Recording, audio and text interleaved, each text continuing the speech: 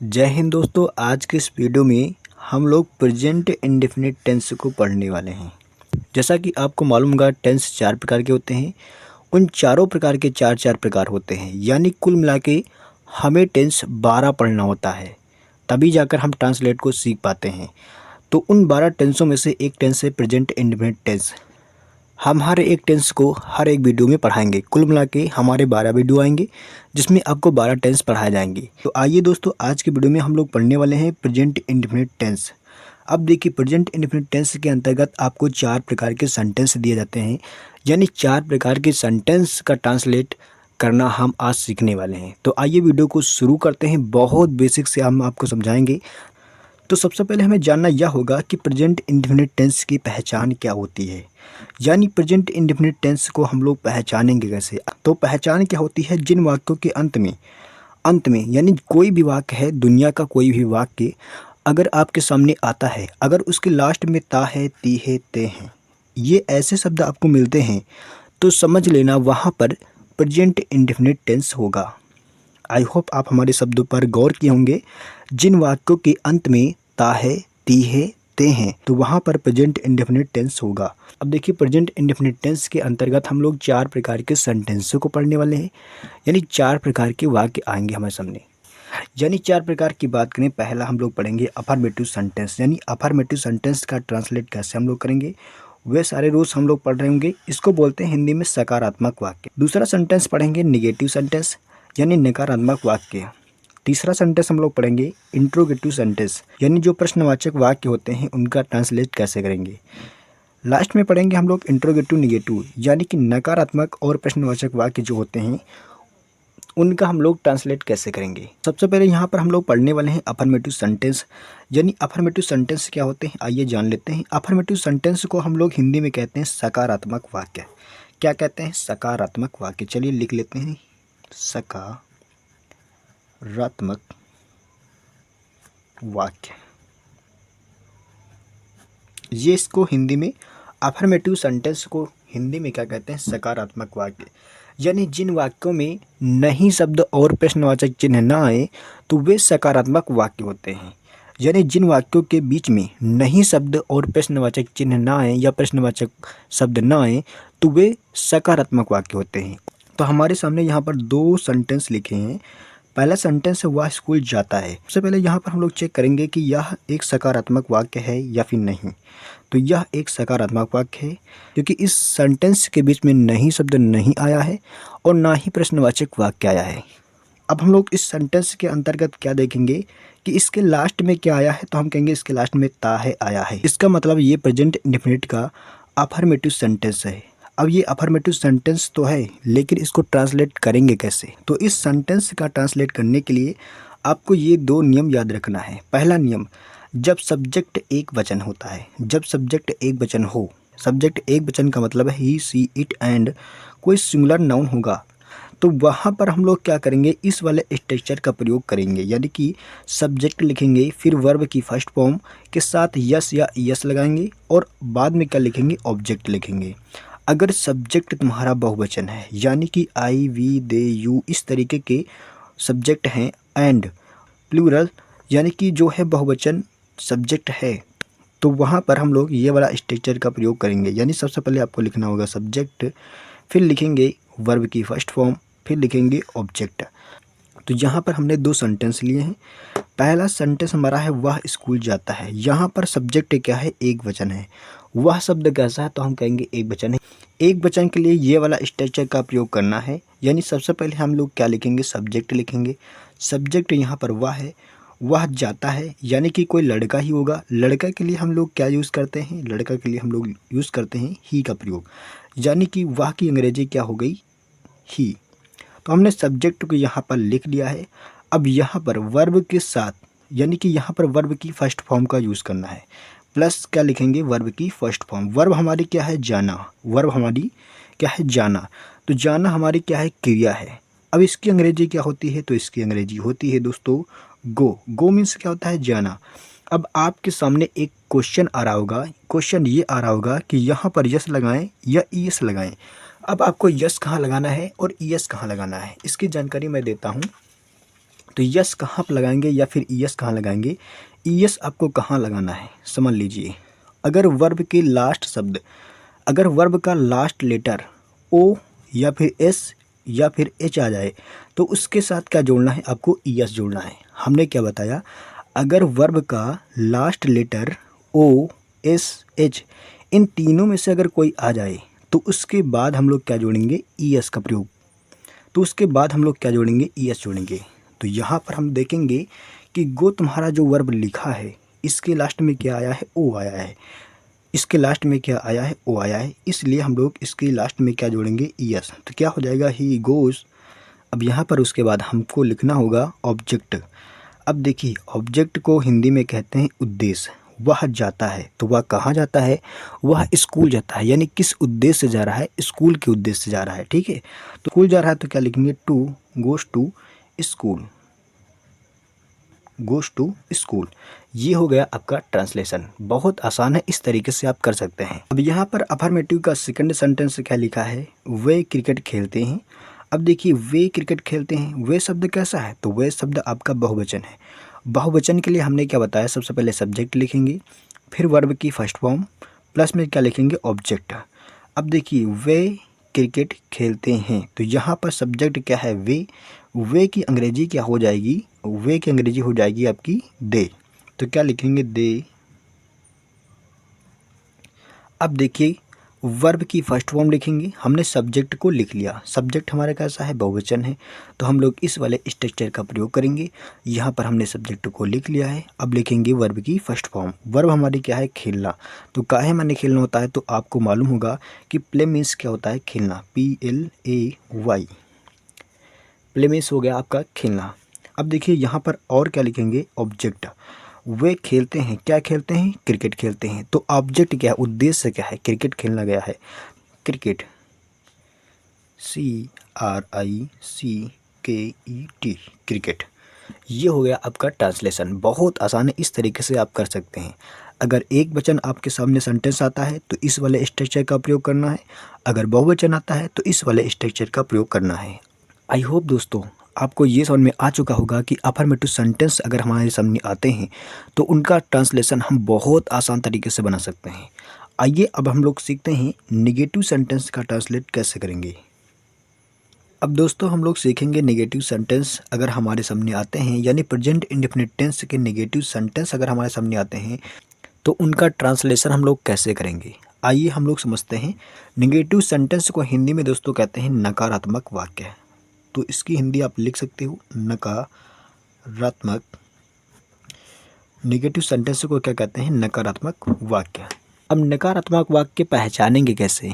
तो इसको पहचानने का तरीका एक है, क्योंकि वाक्य के बीच में नहीं शब्द का यूज़ किया जाता है तो हम लोग इससे पहचान सकते हैं कि ये वाक्य कैसा है? नकारात्मक वाक्य है। जैसे आपके सामने हमने एक सेंटेंस लिखा है, मोहिनी भोजन नहीं पकाती है। तो यहाँ पर शब्द कैसा आया? नहीं। तो इससे हमको मालूम चल रहा है कि ये सेंटेंस कैसा है? तो ये सेंटेंस नकारात्मक सेंटेंस है। नकारात्मक के साथ साथ इसके लास्ट में क्या आया है? तो हम कहेंगे ता है, ती है आ गया। यहाँ पर क्या आया है? ती है। तो यहाँ पर कौन सा टेंस है? तो हम पहचान सकते हैं यहाँ पर प्रेजेंट इंडेफिनिट टेंस है। अब तुम्हारे सामने यहाँ पर सेंटेंस क्या है? मोहिनी भोजन नहीं पकाती है। तो मोहिनी कैसी है? एक वचन है, कोई एक ही मोहिनी होगी। ठीक है, बहुत सारी मोहिनी नहीं होंगी। तो यहाँ पर मोहिनी शब्द कैसा है? तो एक वचन है। अगर तुम्हारा सब्जेक्ट एक वचन है तो सबसे पहले हमको लिखना होगा सब्जेक्ट को। तो मोहिनी की अंग्रेजी क्या हो जाएगी? MOHNI, मोहिनी। अब देखिए यहाँ पर अगर सब्जेक्ट एक वचन है तो उसके साथ हम लोग डस का प्रयोग करते हैं। अगर सब्जेक्ट एक वचन है तो किसका प्रयोग करेंगे? डस का प्रयोग करेंगे। तो क्या लिखेंगे? मोहिनी। उसके बाद हम लिखेंगे डज, DOES, डस।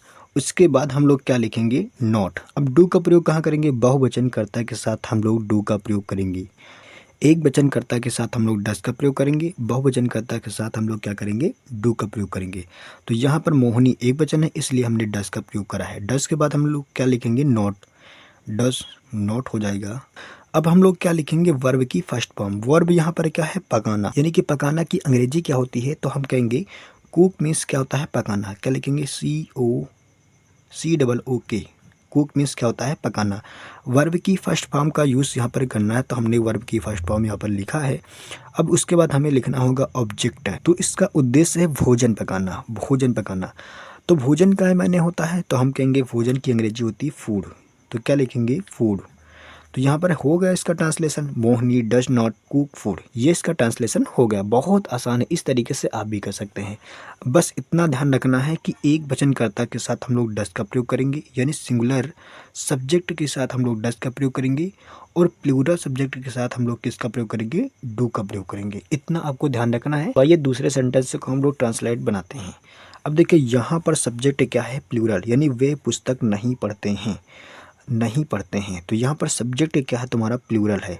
तो प्लूरल के लिए हमने अभी पढ़ा है कि डू का प्रयोग करेंगे। यहाँ पर सबसे पहले आपको लिखना क्या होगा, सब्जेक्ट। सब्जेक्ट की अंग्रेजी आपको लिखना होगा, सब्जेक्ट यहाँ पर वे है, वे की अंग्रेजी क्या हो जाएगा, दे, वे की अंग्रेजी हो जाएगी दे। उसके बाद यहाँ पर डू लगाएं या फिर डस, तो आपका आंसर होगा यहाँ पर डू लगाओ। क्यों, क्योंकि वे शब्द कैसा है, प्लूरल। तो हम लोग क्या लगाएंगे यहाँ पर, दे डू नॉट, डू के बाद क्या लिखेंगे, नॉट लिखेंगे, प्लस में वर्ब की फर्स्ट फॉर्म। और वर्ब क्या है तुम्हारा, पढ़ना, वर्ब क्या है तुम्हारा, पढ़ना।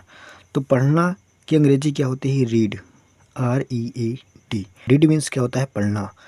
अब देखिए उसके बाद क्या लिखेंगे, ऑब्जेक्ट, यानी क्या चीज़ यहाँ पर पढ़ रहा है, तो यहाँ पर पुस्तक पढ़ रहा है, इसका उद्देश्य क्या है, पढ़ना, तो पुस्तक पढ़ना, ठीक है। तो यहाँ पर हो जाएगा दे डू नॉट रीड। अब पुस्तक की अंग्रेजी क्या होती है, तो हम कहेंगे बुक मीन्स होता है पुस्तक।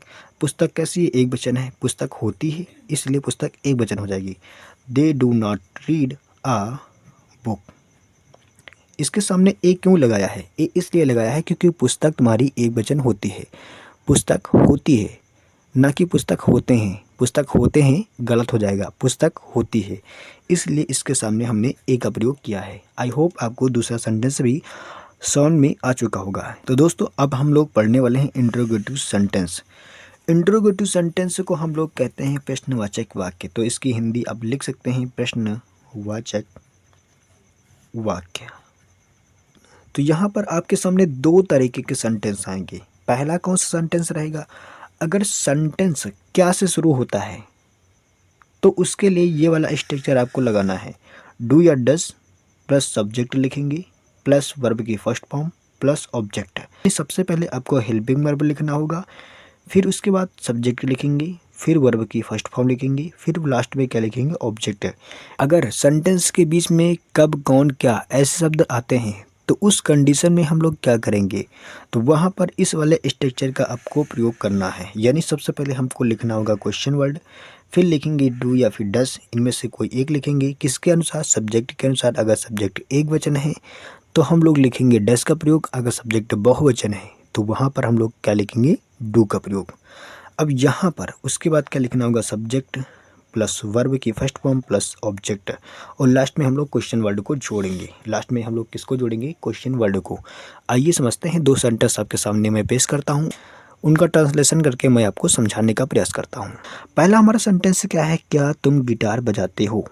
तो ये सेंटेंस कैसा है, तो हम कहेंगे ये सेंटेंस तुम्हारा इंटरोगेटिव सेंटेंस है, क्योंकि इसके लास्ट में तुम्हारा क्वेश्चन मार्क लगा है और यहाँ पर क्या से सेंटेंस शुरू हुआ है, प्रश्न पूछा जा रहा है।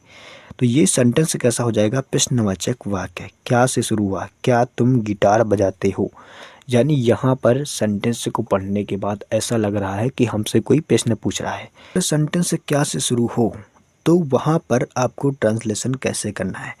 अगर सेंटेंस क्या से शुरू होता है तो यहाँ पर आपको इस वाले स्ट्रक्चर का प्रयोग करना है, यानी पहले वाले स्ट्रक्चर का प्रयोग करना है। सबसे पहले क्या लिखेंगे, डू या फिर डस, वो भी डू या डस किसके अनुसार लिखेंगे, तो सब्जेक्ट के अनुसार ही लिखना होगा आपको। तो यहाँ पर सब्जेक्ट क्या है तुम्हारा, तुम कैसा है, तो तुम एक वचन है या फिर बहुवचन, तो आपका आंसर होना चाहिए तुम शब्द क्या है, बहुवचन है। कैसा है, बहुवचन।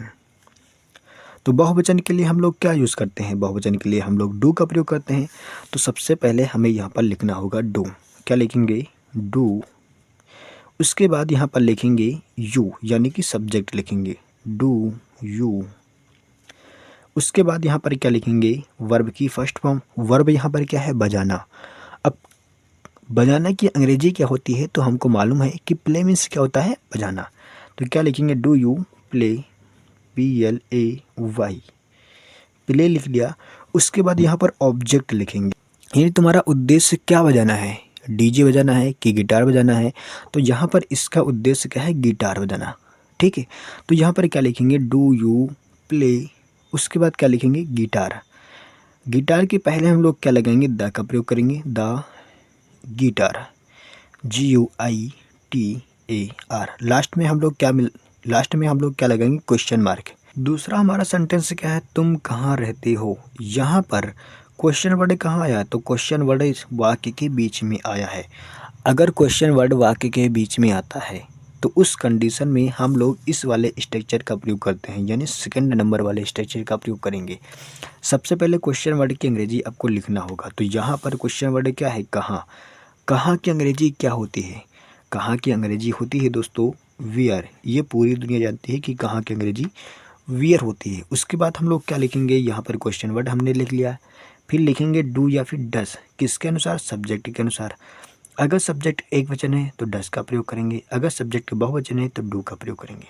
तो यहाँ पर तुम शब्द कैसा है, तो तुम शब्द अभी हमने पढ़ा है कि तुम शब्द बहुवचन है। तो यहाँ पर क्या क्या अंग्रेजी हमने लिख लिया। उसके बाद क्या लिखेंगे, हेल्पिंग वर्ब। तो हेल्पिंग वर्ब दोस्तों सब्जेक्ट के अनुसार आपको लिखना होगा। तो यहाँ पर सब्जेक्ट क्या है, तुम बहुवचन है इसलिए हेल्पिंग वर्ब लिखेंगे डू। तो क्या हो जाएगा, वियर डू। उसके बाद हम लोग क्या लिखेंगे, सब्जेक्ट। तो क्या लिखेंगे, सब्जेक्ट। सब्जेक्ट क्या है, तुम की अंग्रेजी यू होती है, वियर डू यू।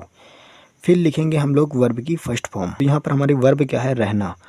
काहे मीन्स रहना होता है, तो हम कहेंगे लिव मीन्स क्या होता है, रहना, LIVE।